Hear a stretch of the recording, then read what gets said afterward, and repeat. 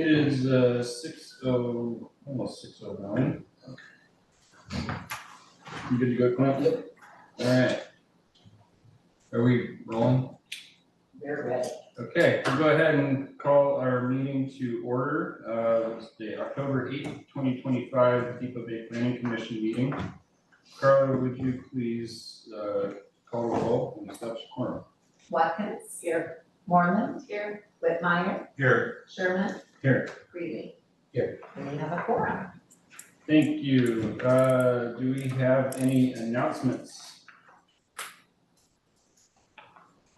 I'll do my regular one. There's a couple unfilled seats in some Depoe Bay City commissions and committees and so forth. So if anybody's watching or watching later, including the planning commission here, yeah, if anybody's watching or watching later and you need something to do, go visit City Hall.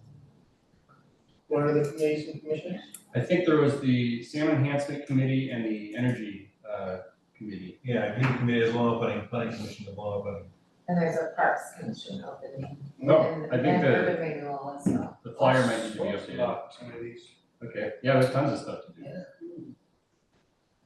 All right, moving on. Has everybody had a chance to review the meeting minutes that were in the Dropbox for June and July?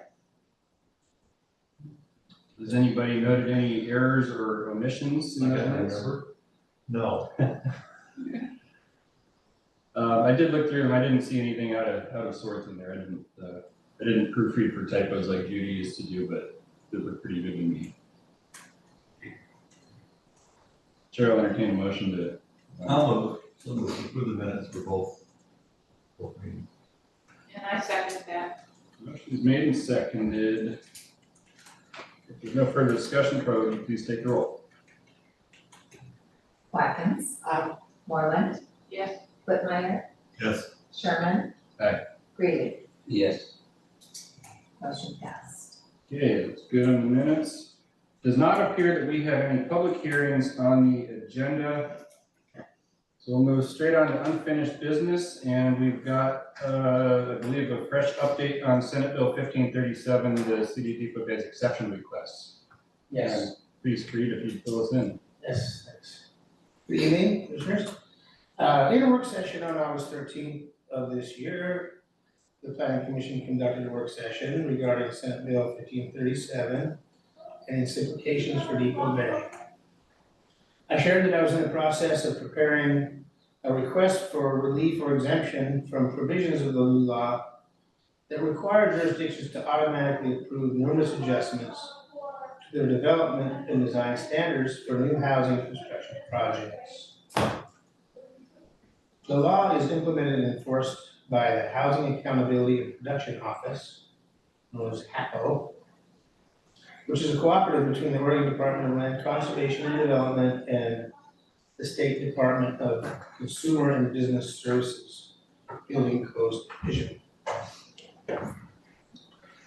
On September 24th, I forwarded a draft of an exception request for review and advisement from Sean Edging, who is a senior housing planner with HAPO, and had offered to provide pre-screening prior to submitting formal requests. Just the other day, on October 3rd, we received Sean's extensive comments. They are not particularly encouraging of a formal exception request, warning of a number of potential scenarios under which HAPO could likely issue a denial. You have that tonight, but I realize you haven't had time to review it, and you will. There are lots of highlighted comments in there. Yeah, and if at any point, next few days, you read that and want to send me any questions or comments, feel free to, please, my email. At this point, I intend to email with and telephone Mr. Edging to arrive at a staff recommendation for the city regarding whether to continue to pursue this exception. And I intend to make that recommendation next week. Mr. Edging warns that just one testimonial from one developer, as we were able to provide in support of our request, is not very compelling evidence that the city's current system for considering adjustments is flexible and accommodating. And I think that's partly based on the fact that the system and the law, as usual, with laws that come down from Salem, are oriented towards the large jurisdictions, metro jurisdictions, and they're not sensitive to the ground, what's true on the ground in small jurisdictions like ours. But we don't have tens of or hundreds of developers in a given few years coming in with applications. Mr. Edging's comments are included for your information in your packets. And as I mentioned, I do anticipate having my recommendation ready for the city administrator next week, whether we should proceed or not. And that will be based on,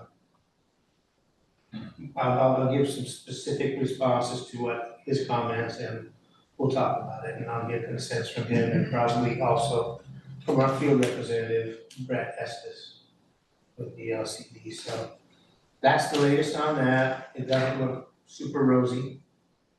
But worst case scenario, if we don't get the exception, we just have to do what most of the states being required to do, which is face value, approve the number of adjustments to our standards for housing developments. So let me ask you, what was the exception you were requesting? There's, well, as a refresher, Senate Bill 1537 lists a number of very specific design, and what they call design and, not construction standards, but anyway, similar to design standards. Design development. Yeah, design and development standards, that the city must automatically approve up to 10 for any given housing developer if requested under the new state law. And jurisdictions can request an exception to that if, in one way, they can be approved for that exception. If they can demonstrate that they've approved 90% of those adjustment requests that have come in over the last 5 years. We couldn't demonstrate that. Secondly, if we provide testimonials from developers in town that say they've been through the process and they find it to be flexible and accommodating their needs. Well, this particular housing specialist with Depoe is parsing the word developers and honing in on the fact that we only have one such testimonial. And I will point out to him that, look, that's because we're a tiny town and we haven't had many applicants.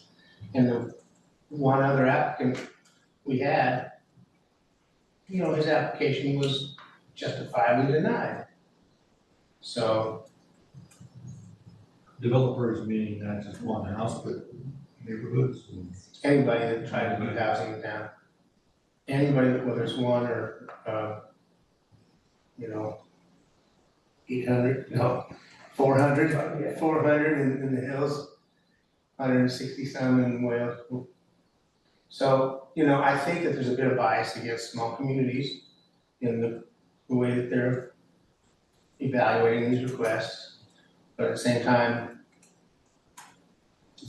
may prove to be a battle that's not worth our fighting. Well, I wonder, I haven't read it yet, of course, but I wonder if their tact is to try to discourage you from applying. That maybe that's one of their agendas. 100%. First comment is you didn't use the form. Yeah, that's. Yeah, and I wonder that too, because the reason I didn't use the form is because that means you push submit at the end of the form. That makes it official and they're gonna decide approve or deny. And he had offered to review a draft of this, so I could make any tweaks if needed and if recommended. So I wasn't gonna use the form. And I think that was, his first comment was not reflective of what we're trying to do or insensitive to the predicament we're in. And that is kind of somewhat reflective of what I think the attitude might be up there. They're oriented towards a big metro jurisdictions, and not thinking about the little guy. And whether it might be call for some exceptions or. HAPO, the housing accountability and production, they're like brand new too, Yeah. they originated out of, I think, this bill or one of the similar. That's right. They're recent, Yeah. they're still, And they just started being active, the last 6 months or so. So there's still. and I think they've got, they're justifying the word, but I They're think getting they've some got, pushback. they are, and they've got it, I think they feel that they've got a mandate that, you come out of the gates pretty heavy. Yeah. Well, So I'm sorry. No, I'm sorry, I just wonder if they, or on their side, the less rejections they have to make, discouraging people from applying, because it helps their numbers or whatever their issue is. So I just would Yeah. hate to see us get caught up in that. I know that there are gonna be sticklers, that's for sure, whether, in deciding whether to approve it or not. And, whether they have a preference for having more requests come in or less, or preference for how many they approve it or not, a bias, I can't say. But it just kind of seems like they're oriented towards the big guy, and that they're poised to shoot us down. But, and I just wondered how much staff time and resources is appropriate to put into continuing to try to swing this pitch. But I'm gonna get a sense of that, a better sense of that from speaking with him, and like I said, our field rep, whose job it is to really hear us and give me good advice. I do have another question. Have you reached out to any other coastal towns similar, like Waldport or Rockaway Beach or other small coastal towns, and see if anybody else is pursuing an exception? I haven't had to because the state has a map available, who has and who hasn't. Okay. And it doesn't appear that anybody on the coast has. And no one has been approved through the developer's testimonials option. Yeah. And the city of Portland submitted 10 such compelling letters. And and they kind of, Sean kind of indicated, well, look, Portland submitted 10, why did you guys only submit 1? And I'm like, really? I ran the numbers today, I'm like, we are 0.02% of the population of the city of Portland, sir. So, That's yeah. right, Portland only had 10, they should have like And he's 400. like, well, the one guy can just throw it off. And I'm like, yeah, it's true. That's why the law sucks. Well, not only is this one, it's more than one guy, as far as the percentage of our development in the city of Depoe Bay, it's huge. See, they don't look at it, that's right. They look at it in terms of the number of units. Right. I'm making that point in the email that I'm drafting to him now. It's like, we're talking about 560 some units Right. being developed in a variety of really cool mixed housing types and settings. And the developers of that most active and bustling activity in town have testified that this existing system is working. That doesn't appear to be holding water in them right now. I just hate to see them discourage you till you give up. And I know you're concerned about, staff time, and I understand that, but I'm a little bit concerned about that. That rubs me the Stop wrong with way that. too, yeah. Well, I get it. you know what would be great is if I get some of that same sentiment from our field representative from the LCD, and we'll see if I do. And but at the same time, it might just be the practical thing to say, yeah, you guys aren't gonna get the Why don't you target, come pay you us a might as visit, well. just take a look around and then decide? Pardon? Why don't you just come pay us a visit, take a look around and then decide? Yeah, Because you're talking 2 or 3 developers in town. Yeah. So you've got a large percentage of developers that are active. well, we had the one application that apparently, when I looked at it, it had proposed, I think, 3 adjustments that are pertinent in this discussion and other types of adjustments that they're talking about. And they were all denied. And I asked her, I wonder why this person was even encouraged to apply in the first place. She said they were pretty much discouraged from applying, but they did. And then the planning commission did the right thing. They didn't meet the criteria and didn't look like a good decision. So we protected our community and denied the variances. And now that's being held against us as if there was a different bar over the last 5 years. There wasn't. Well, I We appreciate were- you saying that. We were implementing our code, protecting our community. I wasn't here, but the city was. And it shouldn't be held up against us. in that Because the way, rules but- all changed after that. Right, change the goalpost, move the goalpost. So it's not my first experience with laws coming down the pipe that have no I mean, awareness of what it means for this small rule, jurisdiction. a previous 5 years record makes sense 5 years after the law is passed. It doesn't make Yeah. sense the first year. Yeah. It should not apply retroactively. It doesn't say it applies retroactively. That requires special language. Why should we have the burden to demonstrate that we've approved 90% of all requests that have come in for adjustments, when many of them may have been absolutely invalid and unjustifiable? It doesn't make sense. That's why we sit here and review all the case files, because you gotta look at all the details, you can't just go, yes, no, here's your And count. so penalize the Say it city applies for, retroactively. penalize the city for implementing the code and trying to protect It's it. really weird if it did. Well, if it says it, then I can go along with it, but if it doesn't say it applies retroactively, that requires special action on the part of the It legislature. does, and it would be. really Normally, weird it's if it applied did. time forward. If they want it to go backwards, they have to say it goes backwards. And they didn't, so Well, I'm not here to parse the language and I'll let the attorneys deal with that. I just asked the question, it says, is that standard really meant to apply retroactively before the law was even passed? They absolutely require a look back at the past 5 years. Well, that's fine, except does that 5 years start? Or does that 5 years go back to when the law was passed or passed before that? Because that makes it retroactive. And I don't think that's the legislative intent. What they're doing, the way they're implementing it is the 5 years look back begins from the time that you requested your exception. Wow. So have you been rolling over for every development adjustment and various requests that's come through the door? No, we haven't been required to. The whole state has been using the exact same variance criteria, every jurisdiction, almost exact, with a few variations, now for 40 years. Yeah. Why should we have the burden to show that we approved 90% of those? Well, because you are asking for an exception to the new law. And otherwise, you're not gonna get it, and you're gonna be subject to the new law. And that's their answer.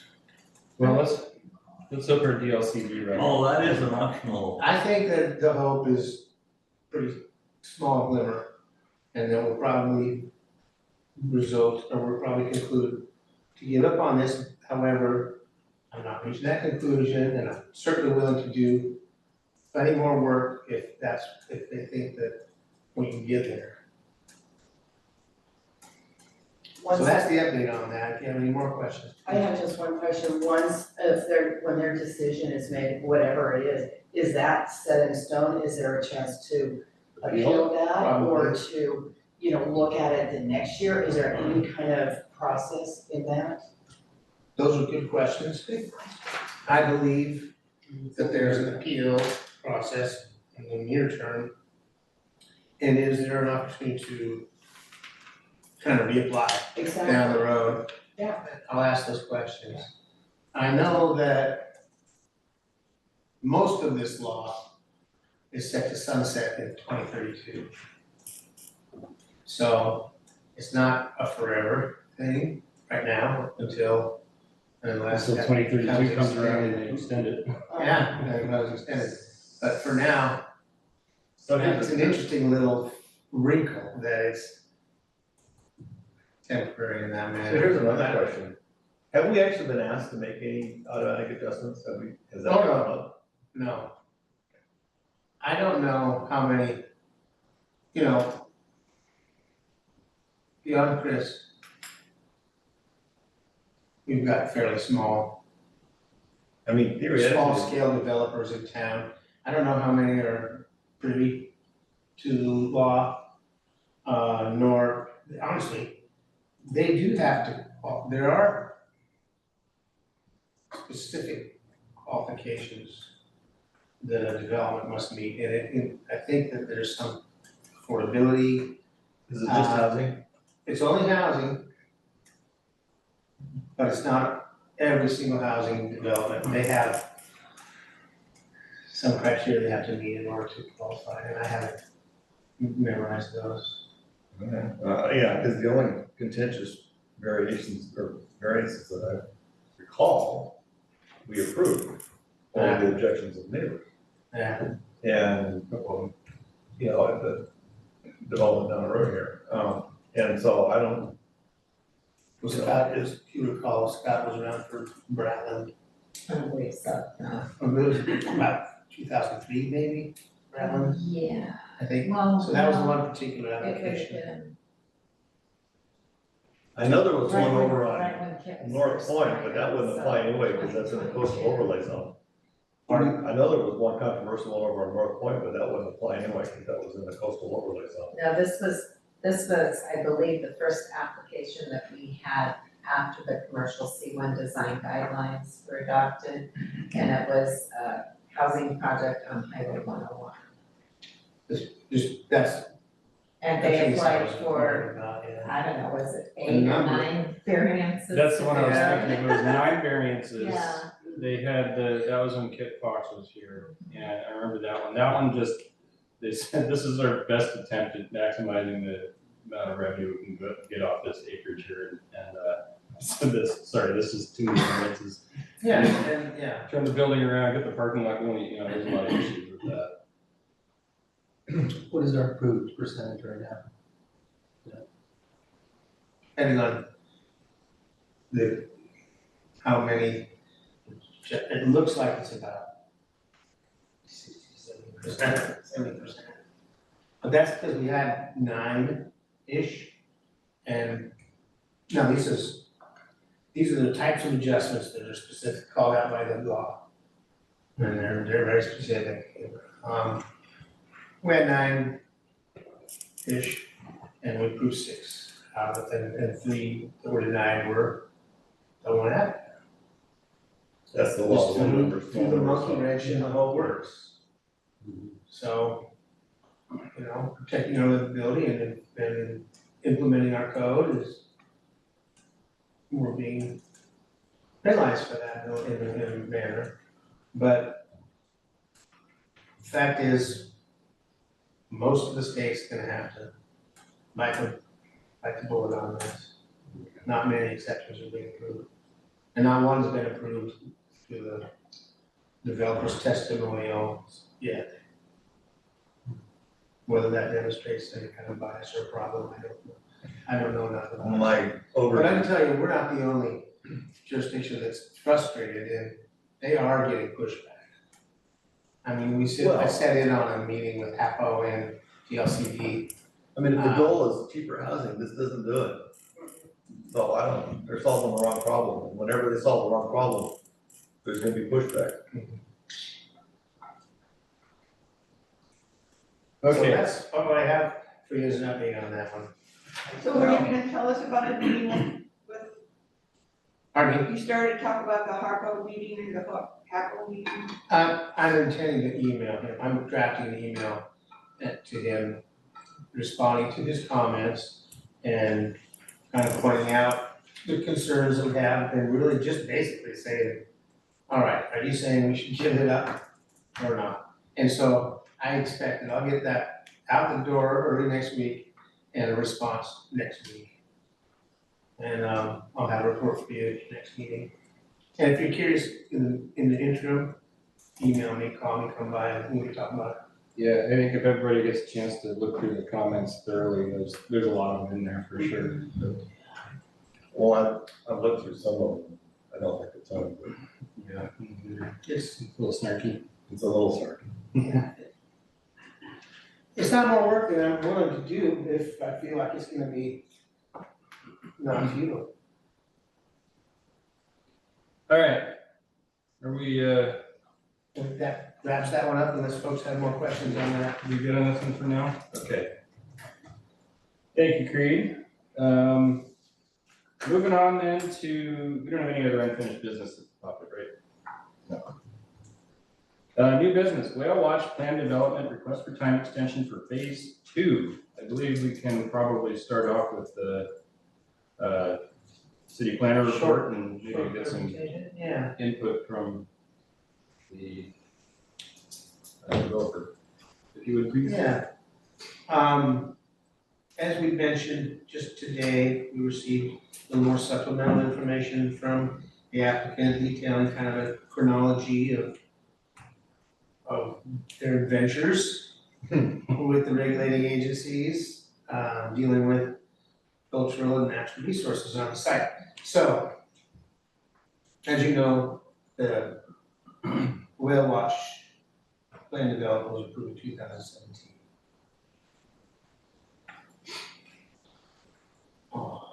On September 10th, the city received a request from the owner of Whale Watch PD, and that's Mr. Chris Vanderbilt, who's here,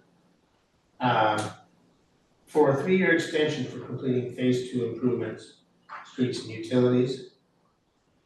Based upon considerable cultural and natural resources identified as present on site, and the extensive and ongoing agency coordination that has been required prior to any ground disturbing activities being authorized. That written request from Chris is attached to staff's memo. Today, the owner provided a detailed timeline chronicling the past 2.5 years of efforts regarding on-site resources and the protection thereof, and getting the green light to move forward with the project. The project engineer also explains the 2025 layout update was to avoid several wetland areas that were not previously delineated. I guess I should regress.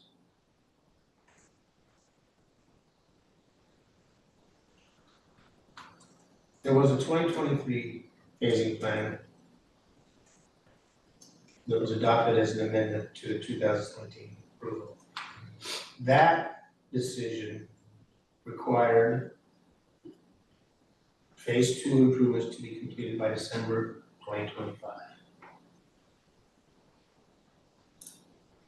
Then, project engineer explains the 2025 layout update, which was subsequent to 2023, was intended to avoid several wetland areas that were not previously delineated.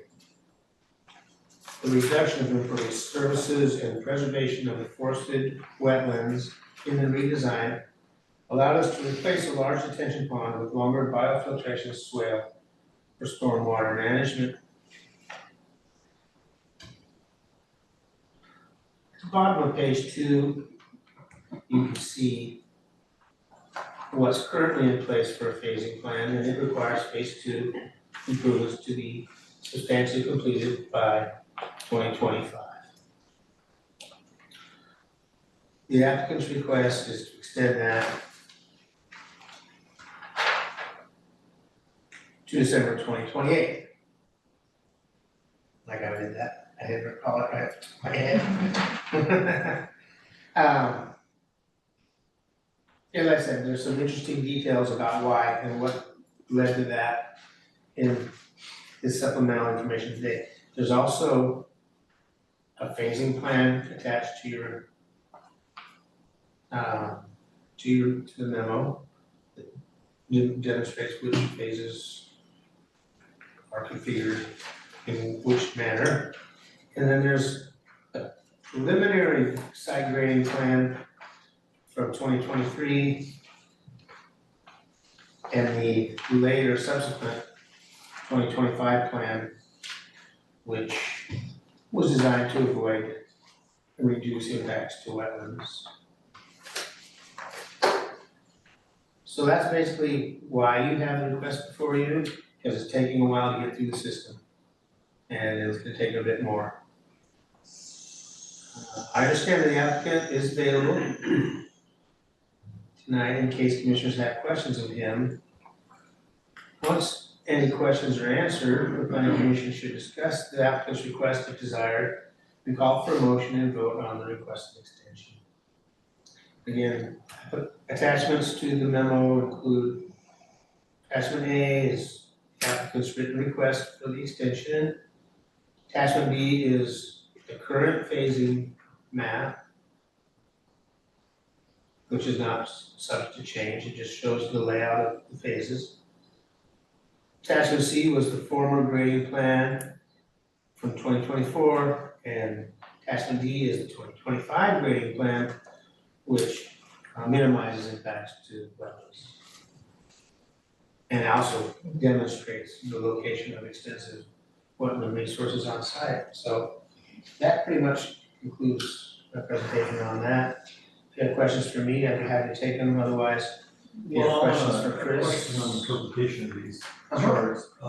It looks like the original plan in the 2024 grading plan, phase 2 going all the way down to Highway 101, Yeah. wetland or retention, water retention down there. Mm-hmm, And that's not there anymore. yeah, And the downhill lots have been reconfigured as well. yeah, and that's all to avoid or minimize to the greatest extent, physical impact. So to the plan now is that to resources. be undisturbed, remain Pardon? undisturbed? Pardon me? The plan is then. Yeah, those areas that you see will remain undisturbed and untouched. And Chris can verify that, I'm sure. Okay. Yeah, which is So that's, a result of pushback from the regulatory agencies and, a response to the sensitive nature of resources on site. So Creed, I'm curious, and I don't think it matters for our decision, whether that's gonna affect future phases. Because they also have, you don't need Let's to look answer at the that. phasing, let's look at the phasing map. Let's look at the phasing map. Okay, to sign in and answer questions. Yeah, I think this, we're not doing an official public hearing, we're just kind of new business, so I think you're free to please jump in. I can just jump. So what we did was we. We'll need you to sign it. Oh, sorry. He can jump in, but he's still signing.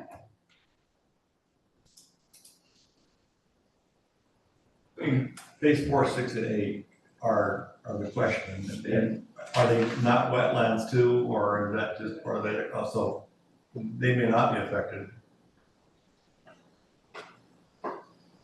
It doesn't, like I said, it doesn't matter to this decision, I was just curious.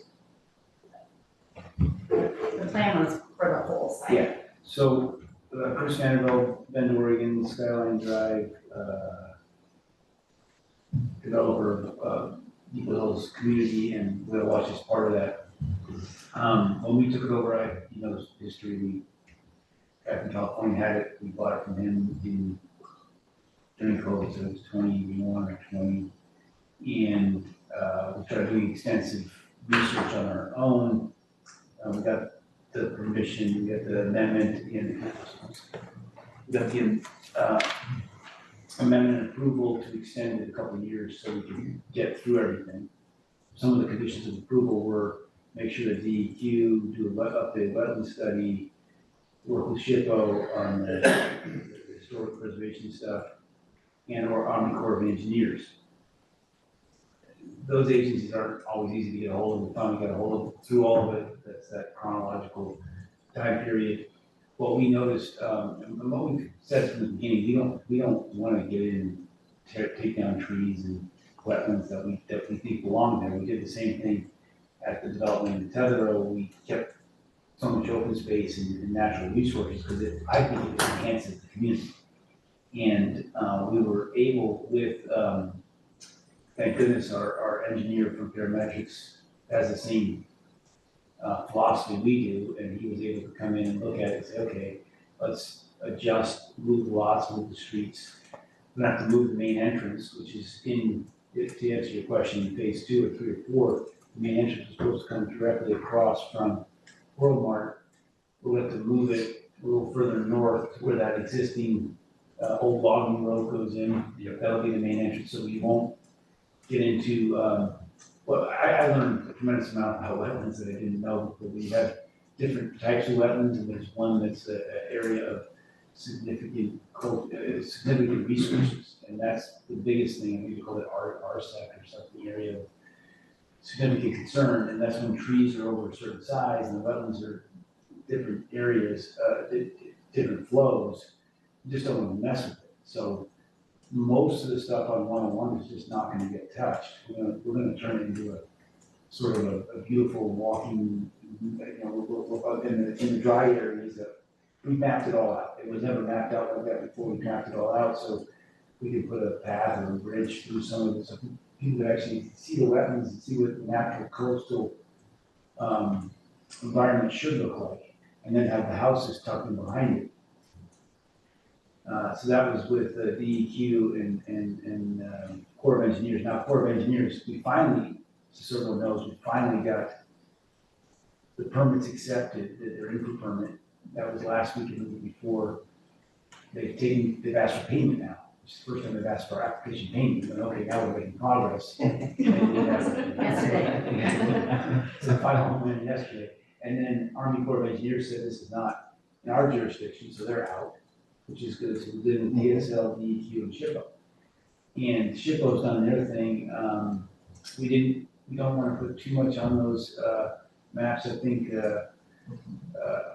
Commissioner Reck, Councilor Reck, so we shouldn't talk about too much about exactly what it is, because people go in, they try and hunt for relics and stuff like that. So I'm not specifically calling out. We know where they are, and glad to share it, but it Cultural should be out resources, there. artifacts and such. So, that's all open space and we'll never touch it, and it's just, we know exactly where it is. We've done, I think we did like 500 test pits to make sure we weren't touching anything, because the previous developer had touched some stuff and that kind of pissed SHPO off, so we made sure that we were just, we found some shell mittens. They think that was from like a, U of O did a big study for us, and they think that was where they took the shells after a big party and sort of was their dump.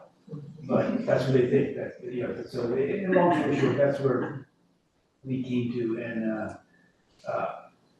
since then, subsequently, we've worked on some affordable housing, which is also an important part of. We didn't do that in our community in Bend, and it's, I think we're in the queue to be accepted once this goes through, where we can put in very cute 4-bedroom, I think the 4-bedroom cottage down now, bigger, singles? 1 and 2s, but just 47 units that'll be for rent at a that price between $1,500 and $2,000 maximum, which makes it great for the community, because there isn't anything here that you can rent for that price. And that'll support other businesses in Depoe and our stuff we're building up there. And then in future phases, everything's gonna be tucked into the hillside, away from wetlands and agricultural resources. What we're finding is we have to make sure that we're working directly with the engineers, geotech, to make sure that we're on certain slopes where there might have been landslides or stuff in the past. We have to really do those studies. And so I learned a lot about that site that I didn't know, and it feels great that we're making this progress and we're doing the right thing by not,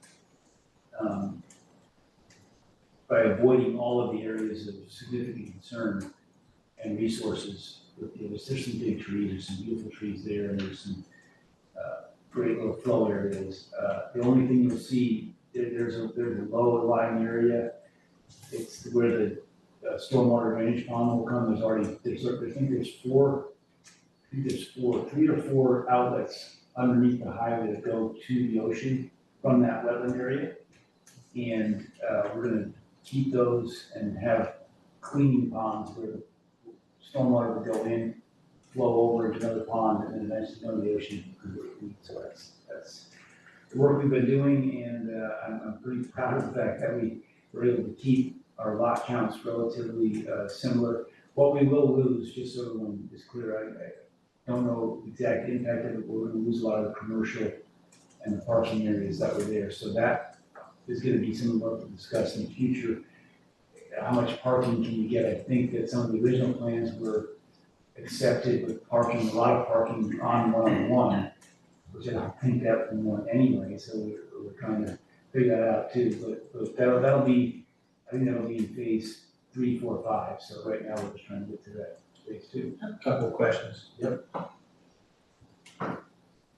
Sounds like we're gonna need a plan development amendment. Yep. For the master plan, yes. There are some changes that I think anytime would be appropriate to apply for amending your master plan. Yep. If you know what those changes need to be and how you're gonna configure stuff. Because Looking at this this, isn't exactly what was originally approved. looking at the new grading plan, if I'm reading the legend right, there's wetland right smack in the middle of what was phase 3. That's where the commercial was, and And then phase 5, 6, or 6, 7, and 8 on the highway are affected too, so. yes. I'll be interested to see what a revised master plan looks like. Right. Yeah, we'll need to have an amended master Yeah. plan development application We coming. have to get their information. Yeah, Yeah. before you know exactly how you want to, yeah, I understand. What happens with the DSL and DEQ, they're gonna say, okay, this is what you're keeping, this is what we're gonna mitigate 1.3 acres for roads that you have to go connect things, and you pay us this much money, and then we're moving forward, and then we'll keep everything. At that point, we'll be able to redo our master plan Yeah. in a way that shows subsequent phases, but phase 2 is pretty much staying intact. We knew that was mostly non-wetland areas, and from all the studies we have had from previous archaeological studies, none of that was considered areas of cultural concern. So we retested it and made sure it wasn't. They literally go, I couldn't believe it. It was like every so many meters, they did all the metric, and they're like, this many meters to the left, this many meters to the right, they postal, this many meters. And they're just checking for any kind of cultural stuff they might find in soils, and they didn't find anything, which is great, because we know exactly where they did find it, and that's where the end, that was all in the original plan, that will stay there. And, so that, I think you'll get it. So have you got areas interior that you're avoiding impacting due to that? Yes, That's at the north, that's in the north end, yeah. and it looks a lot different than this phasing plan. Yes, that was the Yeah. original phasing plan, and that, and then, Okay, You look at the 2 grading plans, you can see the difference. Is that Bonnie Road? Right. so okay, and I understand that you can't apply to amend the PD until you get the final word from these regulatory agencies Yes. and know exactly what you're gonna have to, how you're gonna have to change it. My other question is about the, if you're successful with the programs, the agencies that you're working with to establish affordable housing, 15 to 2,000 grants. Yep. What percentage of the units would that apply to? that's just, in phase 2, it'll be most of phase 2 ones, but then future phases, as go up the hill, they won't be there, Those would be higher end. Yes, So primarily you're talking about for phase 2. for phase 2, yes, That's right, and that was specific, the Lux that I signed was specific to that. yes. Okay, all right. And that's, So- it's all about phase 2 getting, Yeah, it's interesting, you mentioned 1,500, 2,000. A daughter is applying for medical positions along the coast and in rural areas, and 1,500, 2,000 is not found anywhere. it's not It's not anywhere. It's not anywhere, no, we're building those houses, we have voters coming, they're either living in Salem or Albany, and they're driving over every day, and then the ones that come and stay, you know, 6 of them rent a house in Lincoln City for $3,000-4,000 a month and try and make it work. I mean, Somebody honestly, who a owns cook, one of those things can rent them out for $400 a night, I mean, so. honestly, a cook at Gracie's, for instance, 1,500 is probably the ceiling that they could afford. And what we're Absolutely, trying 100% to accurate. do is provide workforce housing in part, not necessarily what your onus is, but that's a city objective big time, so Yes. that gets at it, that scratches the surface of it. And I agree with that 100%. I think that Depoe was part of a study several years ago that I think it was even before KID, it was Yeah, the the timing. county housing strategy. And that strategy, and I think it's great.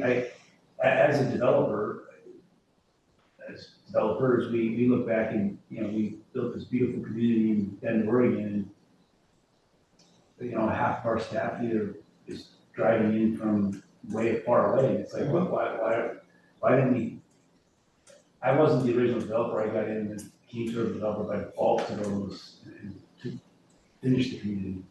Well, when you're building a resort community, that's probably expected, but But even this, you have to have, you have X number of vacation homes, people have to work and people have to live in that area. And I think that this is the same thing. I think any community that excludes all income levels is making a mistake, because you're gonna have all income levels in any town. And I think that it's a beautiful community, we just wanna make sure that we do it the right way, so that everybody, I've been enough at these meetings and I've heard it enough times that we need that, and I think that that's what we're trying to provide. I have a couple of questions. Phase 2 then, do you know how many units, since it's gonna be reconfigured then? I think it's 47, 47? and that is a maximum we can do. Okay, are you reconfiguring anything, because it does look like, where the commercial was, and it's gone, Which is up. commercial's out, okay? 155 is not anymore either, so they shortened that Yeah. road. Right, We shortened the road and we made sure, I think part of what some of these agencies wanted to make sure that there was still the egress, possibility egress to 101. So we have to connect the crossroad, I think it's called Sandal on the map, we don't know if that'll be county. But it goes, that goes north, and then we'll be able to connect to that old logging road, which would eventually become the main entrance for that part of the community. you have to do train runs too. I think that that's gonna end up being, yes, signal. there's either a signal or turning lanes or a roundabout, I don't know what we're gonna. Oh, that's wonderful, like go around that corner, you have a roundabout. Well, I mean, to slow people down there somehow would be. That'd be a roundabout, yeah. It'd be great, because I think, just trying to turn out of the Lillian Lane into town, right now, it's great, in the middle of summer. You jump in that. No, you can't turn left on the 101 in the summertime, no. Anywhere, from up or down the highway. Up and down the whole coast. Yeah, I know. I was in Newport and stuck, I was like, I'll just go right, sell around the block. I know. When you put this stoplight in, you have one downtown, that was what? Been there a while. 10 years ago, 8 years ago? Oh, one. Stoplight? Oh, the stoplight, Just, it's more than 20 years. Oh, yeah. Yeah. I don't remember it not being there. Yeah. But- Did that cause problems when they put it in? His sister's Oregon put one in and then they took it out like 6 months later. I don't have a I problem think with it's it. been there since the 80s, I mean, yeah. I would guess probably so, yeah. I Summertime, there's other problems. I think we're doing the right thing, and I hope this makes sense. There's no reason to rush it or force it, we just wanna make sure we get all the approvals, get everything done the right way, and create something that we're proud of, and hopefully that people base proud of when it's done. So, just a couple quick ones. First off, I saw your kind of timeline summary. How many, are there any agencies that you haven't had to interact with? That was, I won't jinx it, I'm sorry. it was tough. Yeah. PETA hasn't chimed in yet, fortunately. Yeah, so, See, they still have Lombard Street here. so the timeline extension thing, roughly how long can we expect to get, once you find out all your final answers and everything, how many weeks or We're months? Or- supposed to have approval by, February or March, I think, from these agencies. Now that the permits are in. Yeah. We paid for them, and Corps of Engineers said we're not. That's a big one. So, does substantially complete this deadline, would that be all the building, all the houses built, or just the All the grading? infrastructure, all the infrastructure. All the infrastructure, sewer, Yeah. power, and grading, And, streets. they keep changing the rules in Oregon, as you know, at Salem. And, we are past several of the levels. I think they used to call it the wait list. We passed that for the affordable housing bill to get it here, that we could get the funding for it and really build it like all at once. I don't know if we'll get it next summer, but it could be the latest summer of 27. And then when you get that funding, those will go up in 6 months to you to have that whole affordable area built out, so that's my. An application for amending your master plan is foreseeable when? That'll happen as soon as we know that we get these approvals. No, wait. I think you'll have it this winter. Yeah, this winter. Right, but these, the final review for DEQ is, March 15th, that's the latest one we have on here. That's right. Of 26, and as soon as that's done, then we would be having in the meantime, we'll be working on our master plan anyway, because we think we'll know, I think, pretty well the next 90 days whether they're gonna approve it or not. And I think they're gonna, I think that all indications are pointing to they're gonna approve where we're at because of all the extensive work and a lot of money we spent to get those wetlands really, really closely defined. Yeah. And, it's tight. I mean, I think the parametrics team did a great job. Not my favorite thing, always keep paying engineers to do a great job, but they did a great job, and I think it's kind of a watertight plan once it's done. So once that's done, and we know we'll get to the finish line, we already have a rerouting master plan that we've worked on with the engineers that we think works. It's very conceptual, and as soon as we know that we're gonna get some of these approvals, we'll bring it, and I don't know if you guys ever do that, but it'd be great maybe to have a charrette and just everyone talk about what they think is good and bad about it before we put it in. I don't know if you guys ever do that. We hadn't done that in the past, but we've done those where we just sit down and make sure that everyone thinks that this is what we made this change because of this wetland, we made this change because of these cultural resources and this change. And I'd love to get everyone's buy-in and make sure we're doing the right thing, because I know it's a big impact on Depoe Bay, and I know that, that's kind of my MO is to walk lightly and do the right thing to you guys and make sure that, because we're actually building our house up there right now. We're building one of those houses. Which one? It's on number 6. So, it's the one that kind of goes in that cul-de-sac that's out. That's right. That's gonna be the first one that we're taking on. So you're building on the point. Up on the, yeah. Oh, okay, is that what that is? One more, That's fine. one more quick one on the phasing. I'm looking at our note in our Dropbox thing that we got. The original preliminary plan extended out for substantial completion of everything around 2044. And then this one we're looking at now is actually crunched down a little bit down to 2042. Yep. Is that kind of because of that commercial proportion? I think that's part of that, and I think it'll go, No complaints. I mean, sooner the better, right? no, I think once you have it delineated and it's tight, and we took over a property that, I want to say that, putting down, it was like a typical developer went in there and just me, all right, I think that's wetlands, I think that's not. And then that was the map, that was given to us when we bought the property, and then we went in and really, and I walked out there with the engineers and saw what they were doing, it's, when they're doing their, it's pretty cool. And it was, eye-opening for me to see how they do that. I mean, I think some of you know, on Park Dutch in Holland, we try to get rid of wetlands, here you're trying to preserve them. We've been windmilling all this stuff out of it for years. We're talking about our water reclamation project there. And that whole hillside was a historical slide, so it's not. Yeah.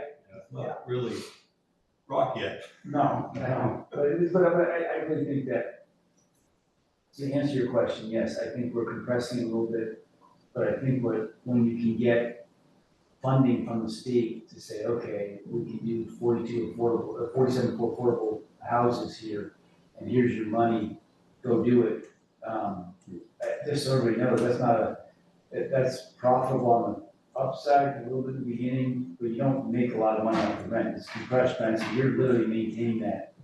You get paid for your land, you get paid for the stuff up front, and then you're maintaining it for the next 30 years. And then you re-up it 30 more years, and you keep the rents in that level, which I think is great. And so that's kind of our goal there. And the partner that we have there he's very, there's a lot of stuff for affordable housing in Portland and other parts of the state. He actually does it.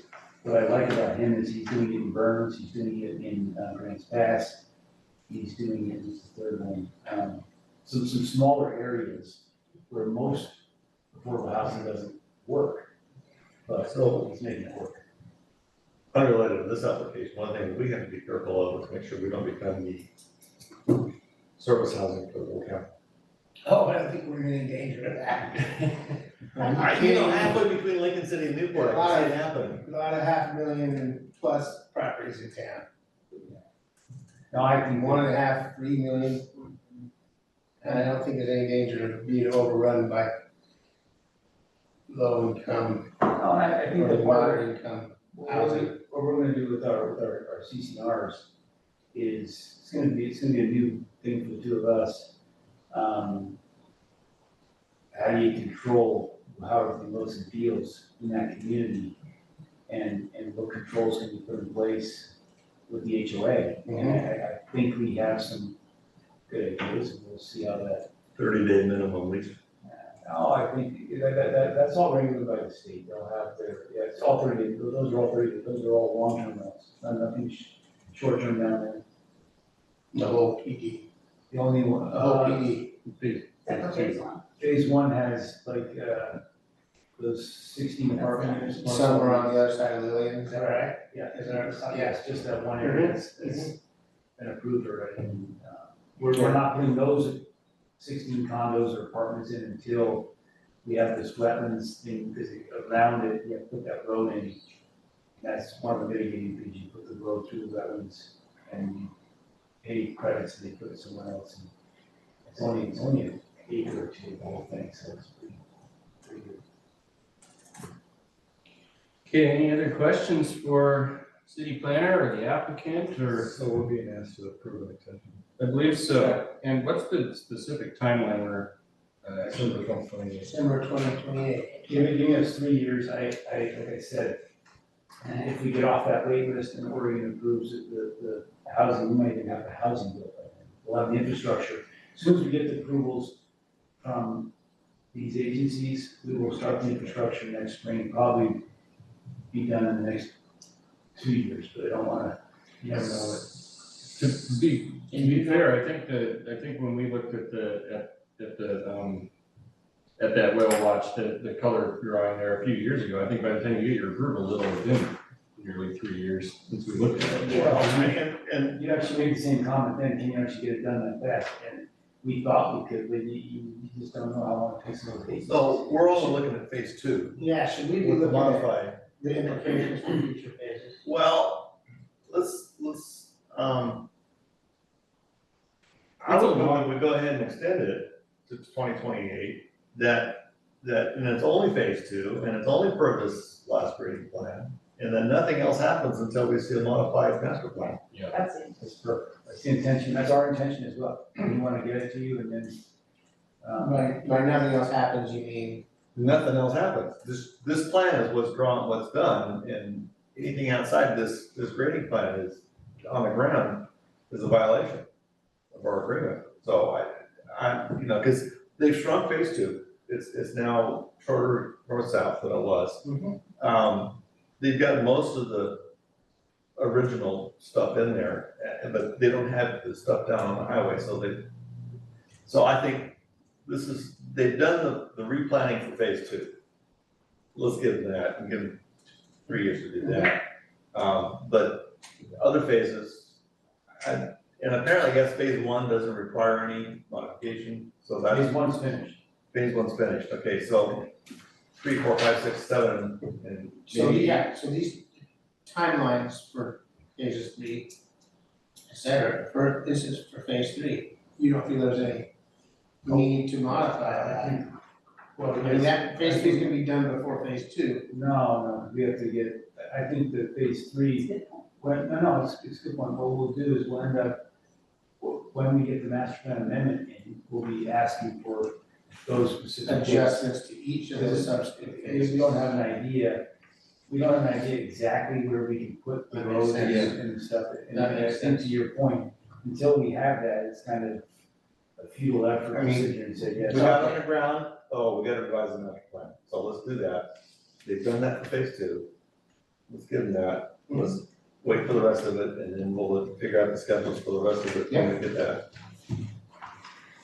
So I just wanna kind of state the obvious, make sure that the request for the extension for phase 2 is not because of a lack of due diligence Not of in the any way. applicant. There's an excess of due diligence. If they're doing all the responsibility, they're taking all the responsibility, The bottom line. measures that they're required to take. The land was not what they thought it was. In bureaucracy, Yeah. it's a matter of bureaucracy and It's not- regulation. Yeah, okay, I just Yeah, wanted to. fair question. It's a great question, and I've done more due diligence here than anything else, and I'm gonna just make one comment, I know it wasn't my thing in the previous thing, but if we're dealing with some other small communities, and they aren't as easy, they aren't as accommodating as you are, so if you need me to talk to anyone at Depoe, let's talk, if you're doing the right thing, if we're doing the right thing, you're doing the right thing, and touch your community, great, let's work together on that. But I think that if someone's coming in with a plan that doesn't make sense to you, and you deny it, and if I came here and was asking for something really ridiculous, you shouldn't, I wouldn't expect you to approve it. So that's I appreciate that, an really. important thing. And, it might not be happening, but our field rep, you might benefit from that conversation, and I appreciate that very much. And it just, we can work that out, I'd gladly be on a call with you. Cool. So, Thank you. okay. That's a neat thought. I have no extension. We know there's a lot of. Was that a motion, Scott? That was a motion. Okay, is Is there there a, approve the extension for phase 2? For phase 2, For phase 2. is there a second? I second. Chris seconds Phase 2. for phase 2.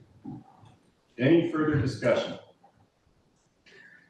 We'll talk to that. I think we've talked about it. Hearing none, Carla, would you please take the roll? Moreland. Yes.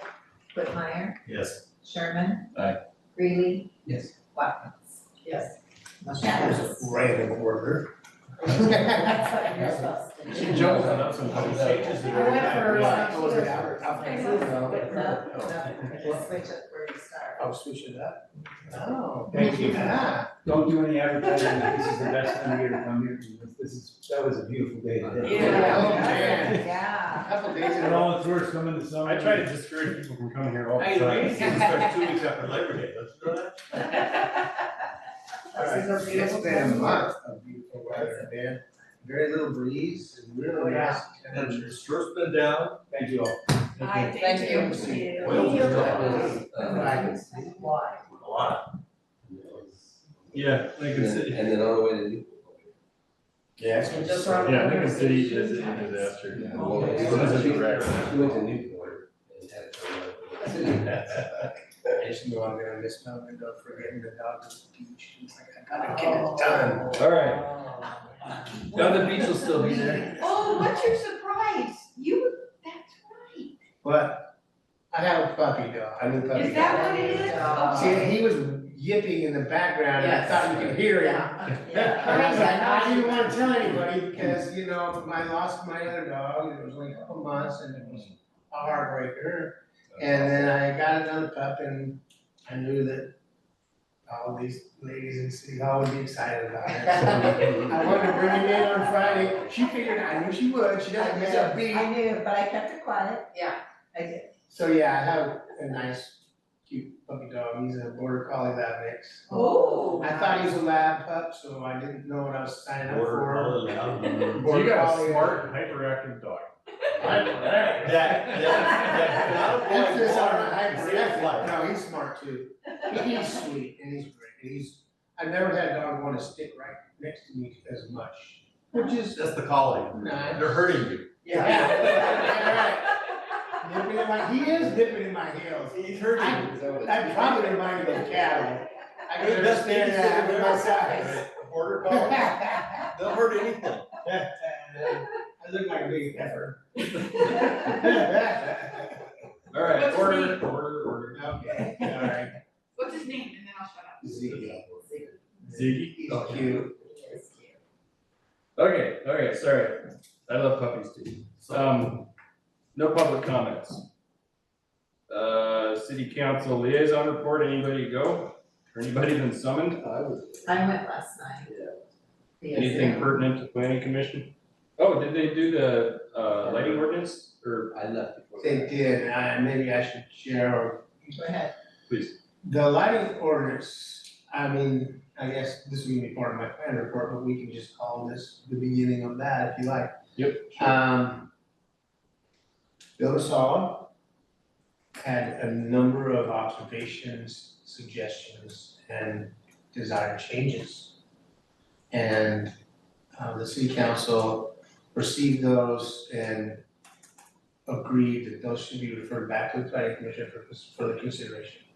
Okay. And they're of a pretty technical nature where I'm not gonna have a lot of input, and it's basically gonna be a matter of Eric. Interpret and make sense out of this, and then tell us, the rest of us, what you think about it and what it makes sense. So that's something that will be in your next packet. So can we I have anticipate, the unless we end up with a heavy agenda next. text of the ordinance as proposed, because I have never seen that. The proposed ordinance, it was submitted before I came on. And then the revision changes list, so I can take a look at it. Yeah, you saw If, the I latest think you might have version. missed the meeting where we actually handled through all that one. Oh, August? Yeah. I think yes. so, Oh. yeah. But. Well, I'd be happy, if you want to send me a reminder, I can get you what the current draft is, Okay. email to you, and then if you guys like, I'd be happy to send you a preview ahead of time of what Bill's comments are, and you Yeah, can stew over them. If you wouldn't mind, in the next couple of days or something, just email all the planning commissioners, whatever the current draft is and the comments, and we can start perusing them, Sure. just in. And then anticipation I'll of get back to you the- on when it's gonna be on the agenda for We just another don't work have to say session. about it. No, just, yeah. And it will probably be next month, but you know the way things have been going, but if we end up with a heavy agenda, it'll be pushed off. We'll have one hearing. It's not a huge priority.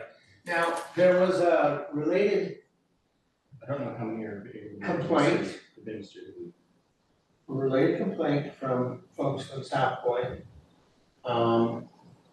Related, Neighbors related to lighting, extra lighting, in the residential zone.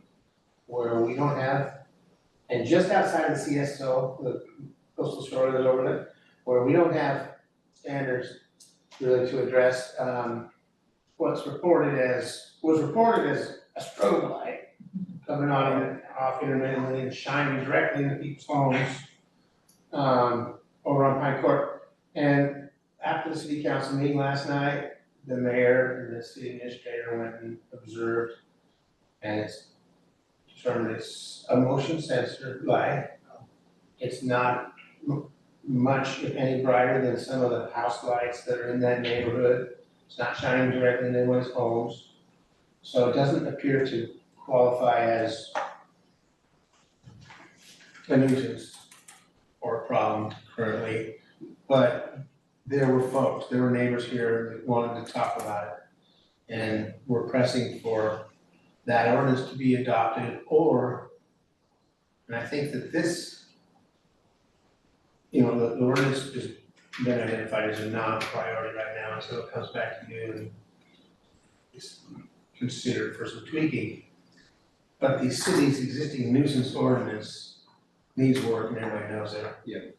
And lighting could be incorporated into that fairly simply through a resolution or a new ordinance, and that's something that I think that the council expressed interest in the near term. Motion sensor lighting is perennially problematic. A lot of people don't set them up right, and they just blink on and off rapidly or all sorts of. Yeah, I think That if would be worth anybody's in the addressing. street, this thing's going off, and that probably doesn't make sense, Those Bell and Hollow ads just drive me nuts.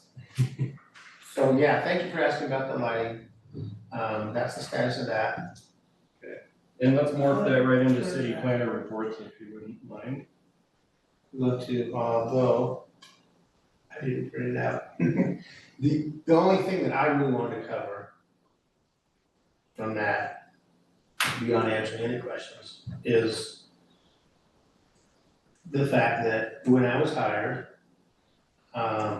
it was expressed to me that there was a great interest in amending the zoning ordinance in a number of ways, to correct deficiencies, inaccuracies, and streamline processes, and make more sense. And I indicated that I had success in the past in writing grants to go to amendments done, and I can do that for this community. And I'm happy to report that that's happened in my first 6 months here. Excellent. I wrote what I thought was a good grant, and Kim thought was a good grant, and apparently so the state.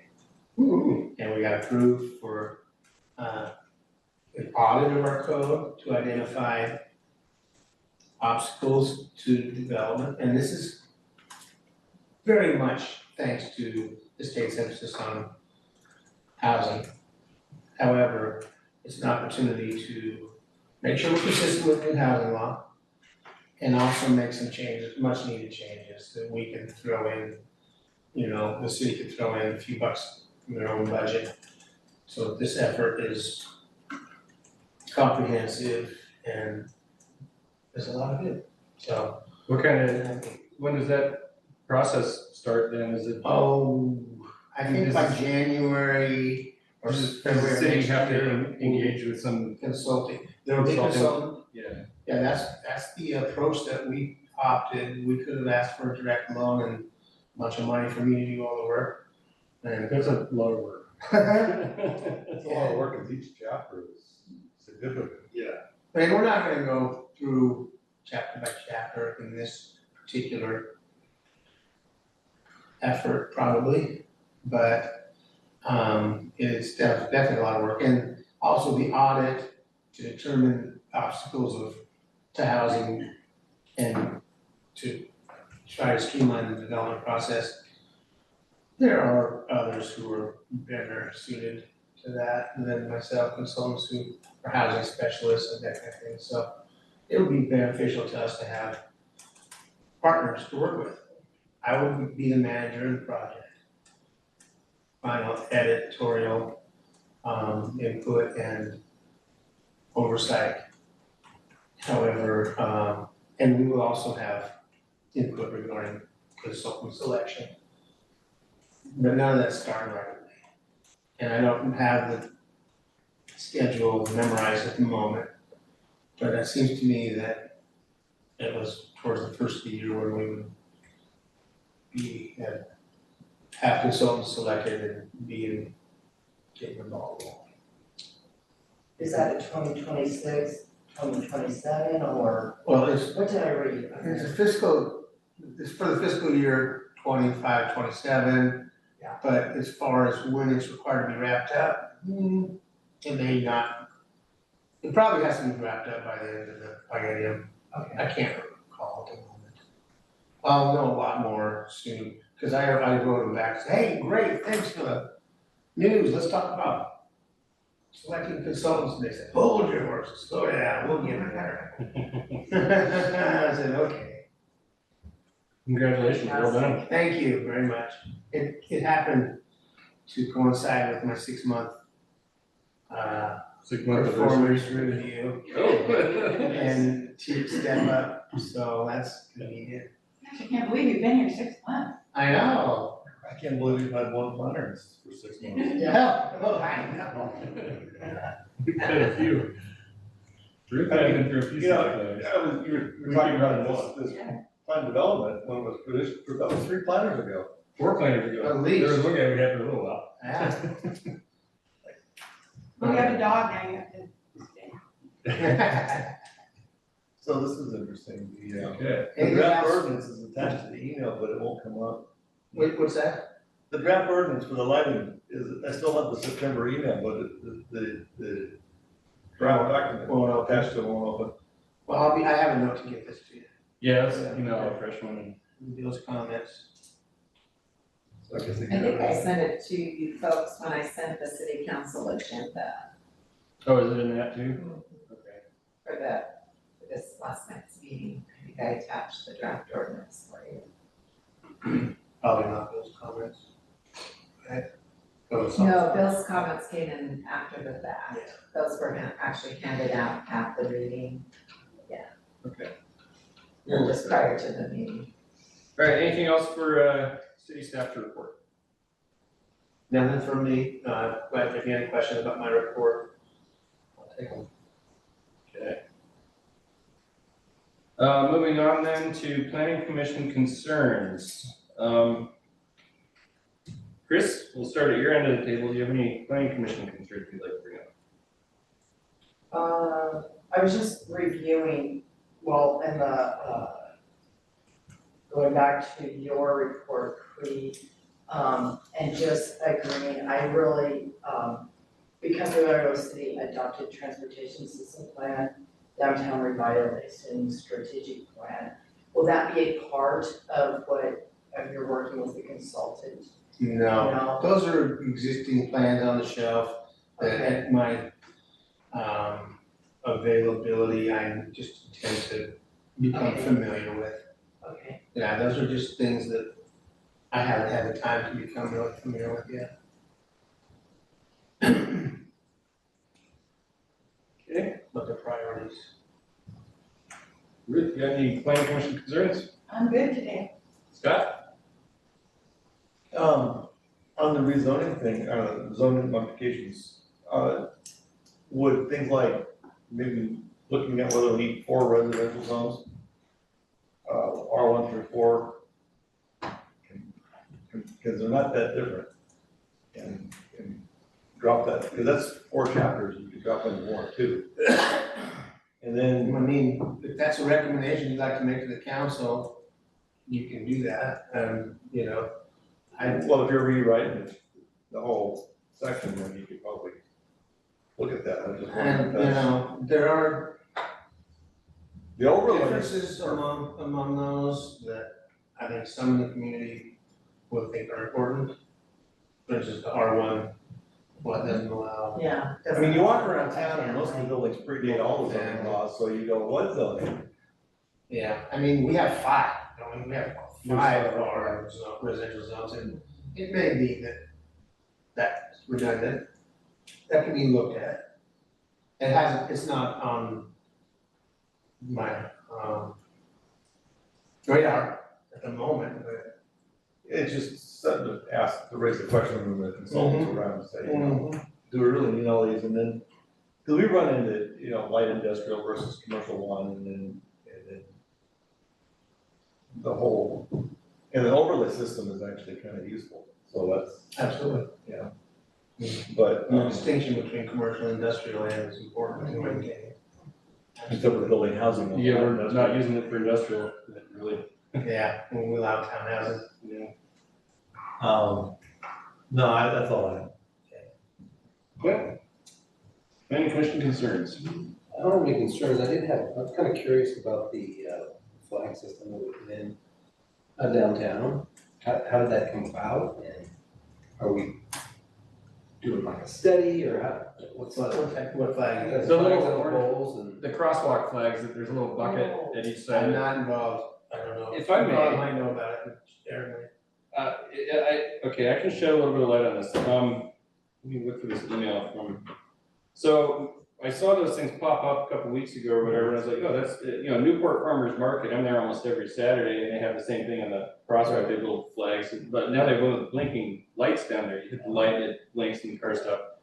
And I was talking to my wife about it, I was like, Depoe Bay would be a fantastic spot to have some of those blinking lights, and she goes, yeah, and we had a big discussion, but I was like, you should email ODOT and suggest that, because you can go to ODOT's website and hit a, here's your public input.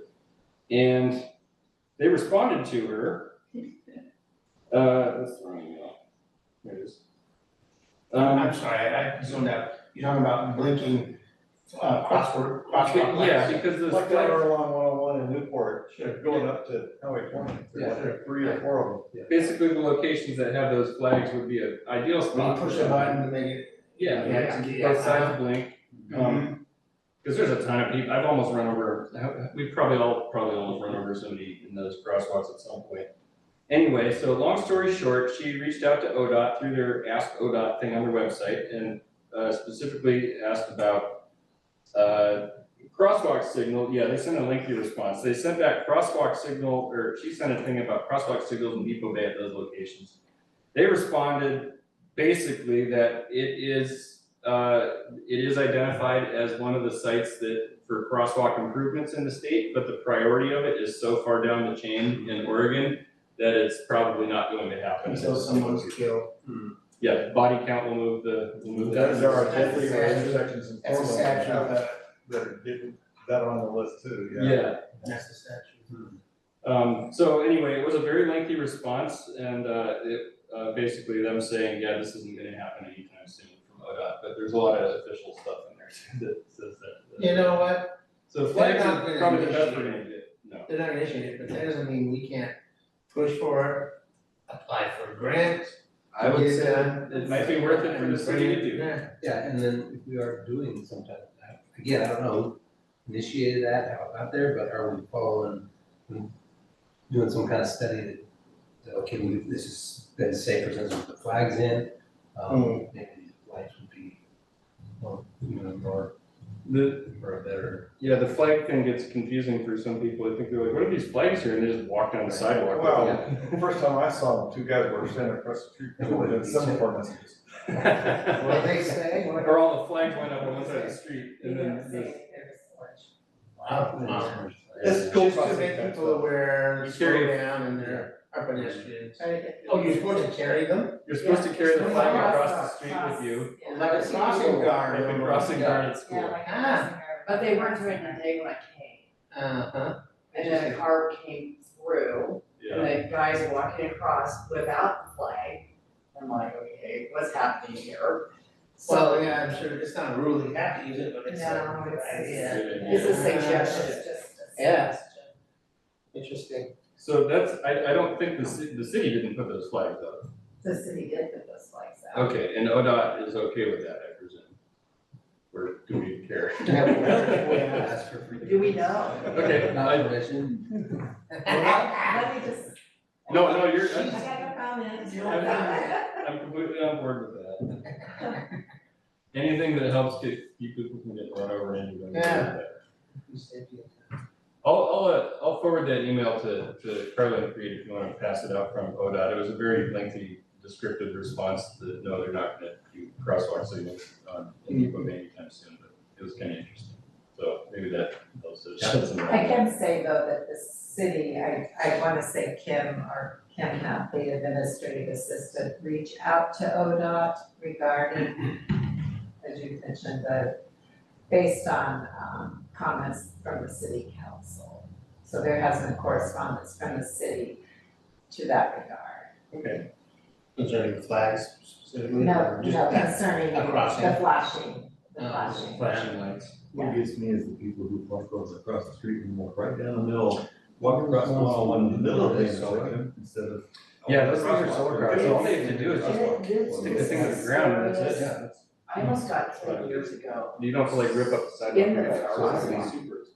and so I I don't know always why go they can't down just go there pop and it. look. So that. Okay, Crossing the light. We're walking. That's where it was, and I was saying it. I don't have any planning commission concerns to share. I do have a reminder, I'm gonna finish out my term at the end of the year here, so I got a couple more meetings in me. And at the December one, that'll be my last on planning commission. They'll have two. Why are you threatening us? What's that? Why are you threatening us?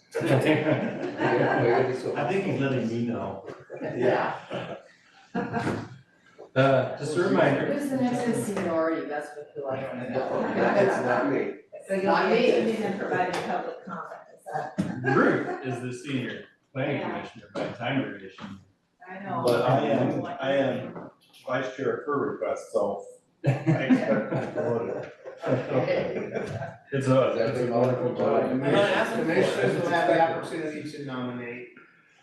Yep, there will be I think that usually happens at the first meeting of the new year, organizational meeting and all that for that, so.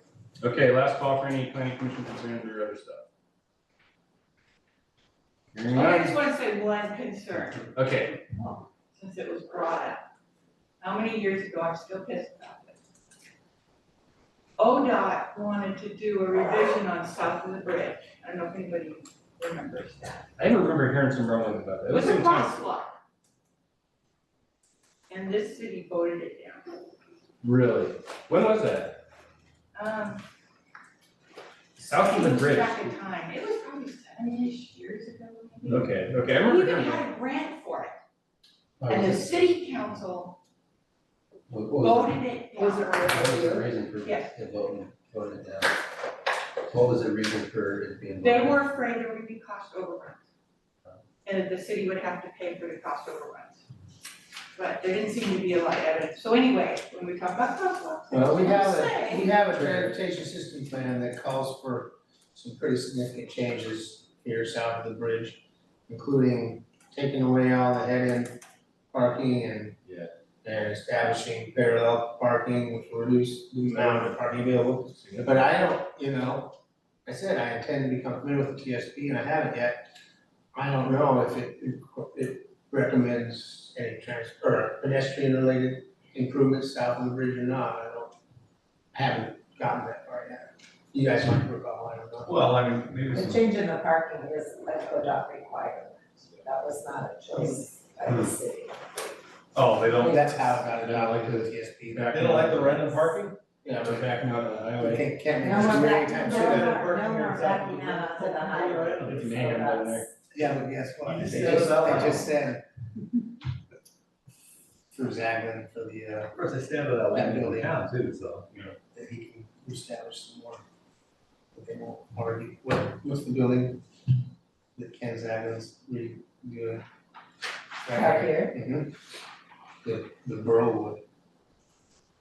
He says he's got permission from them to get a curb cut and to do some head-end parking. Hmm. If I recall Well, let's see correctly. how many desks it goes through before it gets turned down.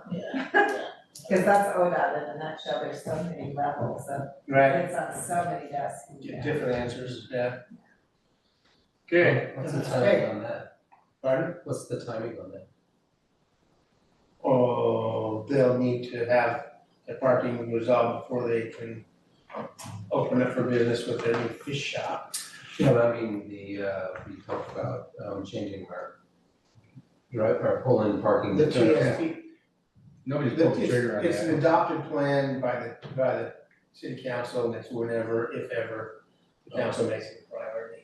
And funded. Yeah, But Yeah. That's the they key. won't make it a priority, they don't have money. They have the money, they just won't pay it. until then, it's an aspiration. Priority. Again, the P word. Right. All right, I'm gonna wrap this thing up. We'll call this meeting adjourned. I'm gonna go to dinner. You don't have a puppy?